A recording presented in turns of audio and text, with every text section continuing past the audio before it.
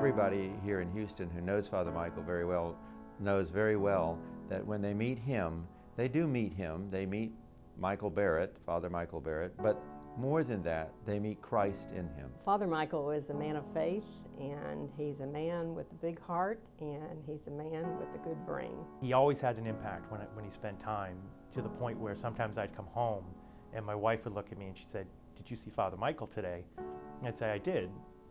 How did you know? And she goes, "I can tell." Everyone who meets him and speaks with him feels like he genuinely likes them, which I think must be a gift from God. He is a firm believer that you not only have to think about your religion and believe your religion, you have to act your religion. And that is a point I've never forgotten. Actually, we met for the first time in confession, and we got talking.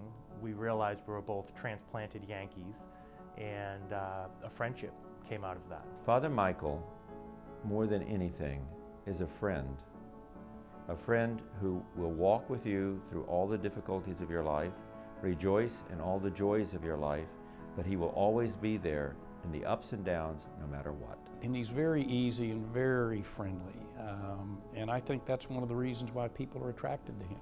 I would say is a behind-the-scenes man in some ways, in that he sees what needs to be done and he quietly goes about to get it done.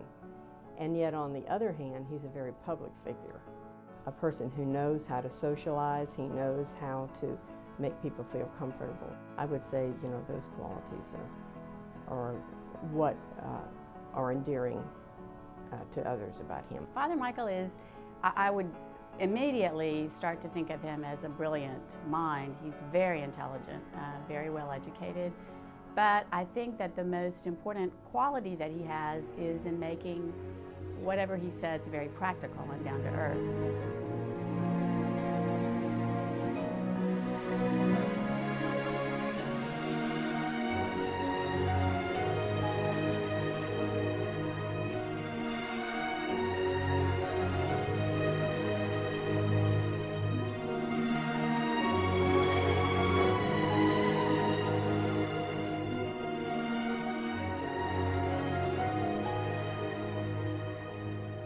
Father Michael has always been committed to Incarnate Word Academy.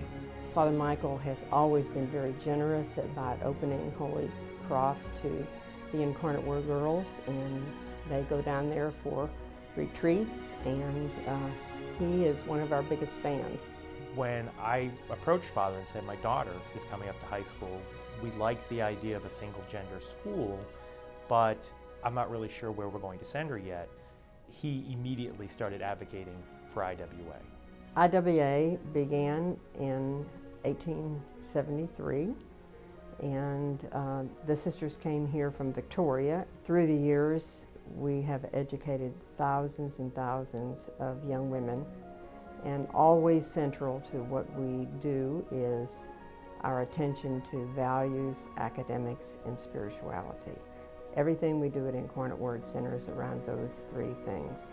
It's been a wonderful ride in the 140 years, although I think probably some of the sisters who started out could probably tell some war stories on it, but it's everybody has made their contribution. We're so appreciative of the parents and the board and the staff and the students, because we're a family, and being a family, everybody makes a contribution. So as we celebrate 140 years, I say thank you to all of the groups, all of the individuals who have helped to make IWA what it is today. The Sheehan Award is all about integrity, passion, and commitment. And Father Michael is all about that. He embodies those qualities. And what's number one to him is his faith.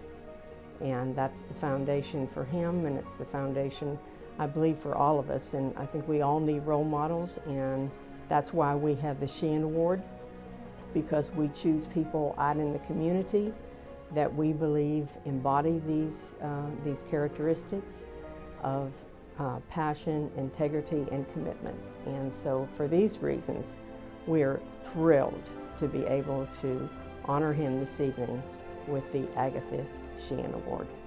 Congratulations to Father Michael. You know, any recognition you can get for the work that you do, you know, I say congratulations to you. The only surprise I have when I heard that you were honored was the fact that you hadn't already been honored. That was a real surprise to me.